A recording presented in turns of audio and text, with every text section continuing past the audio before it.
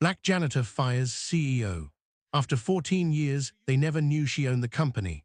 The boardroom door swung open and silence fell as Evelyn Carter, the 36-year-old black janitor, stepped inside in her uniform, clutching a bundle of documents.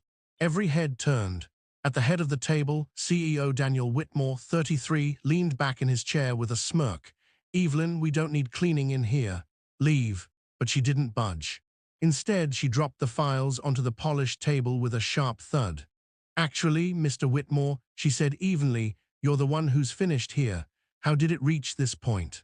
Just earlier that morning, Evelyn had been invisible as always, pushing her cart, emptying bins, listening as Daniel and his arrogant lieutenant, Jason, mocked the very workers who kept the company running. "Dan," Jason sneered, "we should just get rid of the whole cleaning crew, replace them with machines. No one cares about them anyway," Daniel laughed. "Exactly. They're lucky they're allowed in this building at all." Evelyn's knuckles whitened on the mop handle. For nearly a decade and a half, since she was barely out of her teens, she had scrubbed those floors, watching silently as the empire her father built was slowly gutted. After his sudden passing, control had shifted, and instead of honoring his vision, the board had placed Daniel in charge. She had hoped he might learn, might rise to the responsibility. Instead, she watched him mock employees, strip benefits, and chip away at the very values her father had stood for. That day, a memo in the trash caught her attention. Confidential layoffs, almost half the staff cut, severance slashed. Her stomach dropped.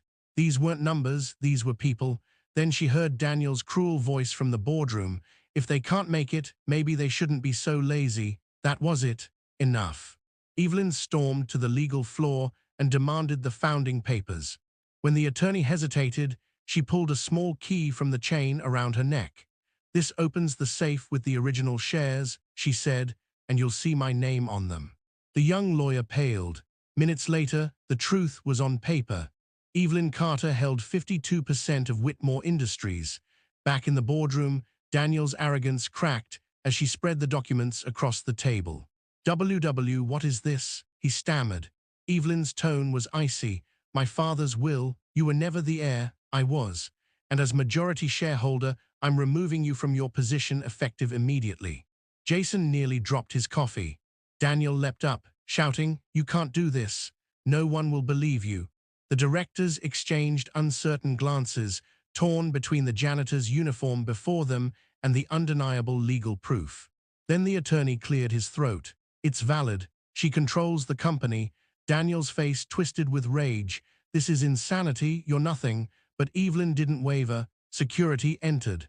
Daniel thrashed, shouting threats, while Evelyn stood tall.